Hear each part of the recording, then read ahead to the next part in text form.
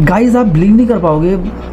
देखिए मैंने अपनी लर्निंग से ये सीखा है कि अगर बंदा खुद से किसी चीज़ को लर्न करता है ना तो वो इस लेवल पर होता है भाई। बिकॉज उसको किसी भी टॉपिक के या फिर किसी भी चीज़ को जब वो लर्न कर रहा होता है तो उसको डू और डोंट्स पता होते, उसको प्रोज और कॉन्स पता होते, उसे पता होता है कि चीज़ें कैसे काम कर रही है, कोई भी टॉपिक के अंदर क्या उसका कॉन्सेप्ट है, और पता होता है उसको कि कब कहाँ क्या और कैसे इस टॉपिक में बताया जा रहा है, समझाया जा रहा है, कैसे कब कहाँ क्या और कैसे हो रहा है, उसको कंप्लीट एक समझ होती चली जाती है।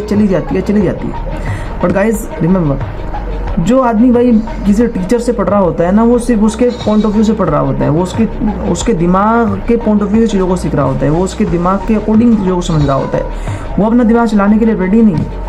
तो इसलिए कहते हैं कि जो एक्स्ट्रा ऑर्डिनरी पीपल होते हैं ना, जो पढ़ते हैं ना तो लोगों को पढ़ाने के काबिल होते हैं, वो पढ़ा देते हैं लोगों को। That's it. यही होती है एक एक्स्ट्रा ऑर्डिनरी बंदे की पर्सनैलिटी, कि वो चीज़ों को पढ़ने के बाद अंडरस्टैंड करता है, उसको फिर पढ़ाता है भाई। टीचिंग क्या कहता है, एज ए टीचर फिर वो लोगों को पढ़ाना शुरू करता है। ये क्वालिटी है बंदे के अंदर अगर होगी तो बंदा वाकई में एक्स्ट्रा ऑर्डिनरी होगा।